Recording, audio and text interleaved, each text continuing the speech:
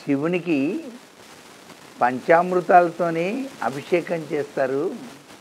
ఈ పంచామృతాలతో శివుడికి పెరుగుతో అభిషేకం ఎలా చేయాలండి? సంపదలు ఐశ్వర్యం రావాలంటే కావాలంటే శివుణ్ణి ఏ విధంగా పూజ చేయాలి అని చెప్పేసి చాలామంది భావిస్తూ ఉంటారు.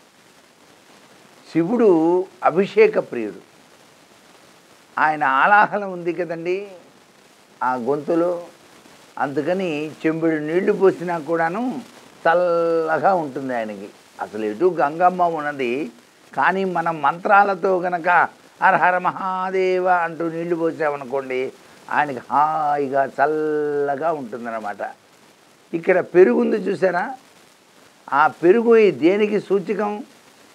మానసిక శాంతికి సూచకం అన్నమాట. అందుచేత పెరుగుతో గనక స్వామిని అర్చన చేస్తే విపరీతమైనటువంటి ఐశ్వర్యంతో పాటు ఆరోగ్యాన్ని ప్రసాదింపజేస్తాడు పరమేశ్వరుడు అని అర్థం.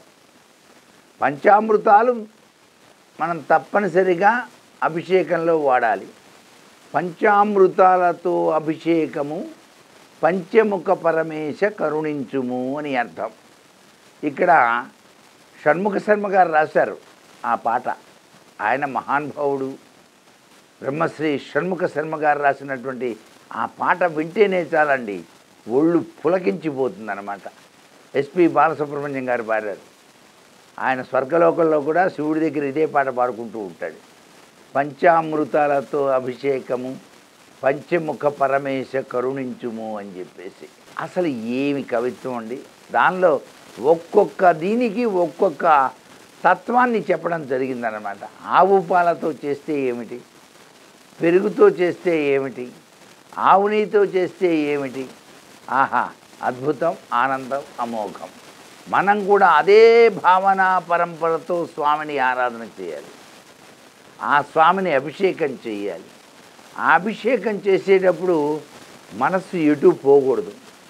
మనసా నిల్వదు కోతి చందమున కొమ్మల్వట్టులుగాడిన్ కనులా గాంచవు సత్యమెన్నటికిని ఏ కర్మంబు వెంటాడెను తనువా రాలును పండువోలే భువి ఆధారంబు వీడంగనే నిత్య సత్యవై నిన్నర్థించదన్ శంకర హరహర మహాదేవా అంటూ మన మనసు పరిభ్రమించకుండా ఎప్పుడూ నీ పాదసేవలో ఉండేటట్టుగా, నీ అభిషేక సేవలో ఉండేటట్టుగా నన్ను అనుగ్రహించవలసింది స్వామి అంటూ స్వామివారిని చక్కటి ఆవు పెరుగుతో చక్కగా అభిషేకం చేస్తాం. నమస్తేస్తు భగవన్ విశ్వేశ్వరాయ మహాదేవాయ త్ర్యంబకాయ త్రిపురాంతకాయ కాలాగ్నిరుద్రాయ నీలకంఠాయ మహేశ్వరాయ నమః శివాయ అంటూ చక్కగా అభిషేకం చేస్తాం.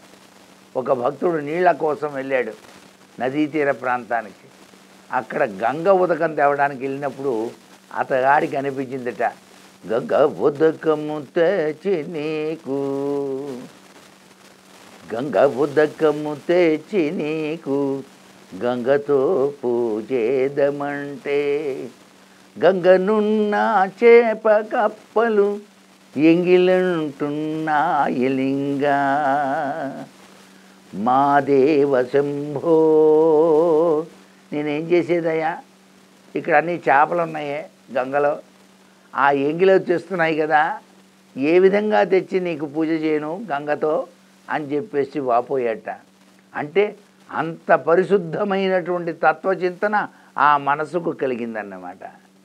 అసలు శివార్చనలో మనం లీనమైపోతే మనకి ఈ ప్రపంచమే తెలియదండి, మర్చిపోతామండి.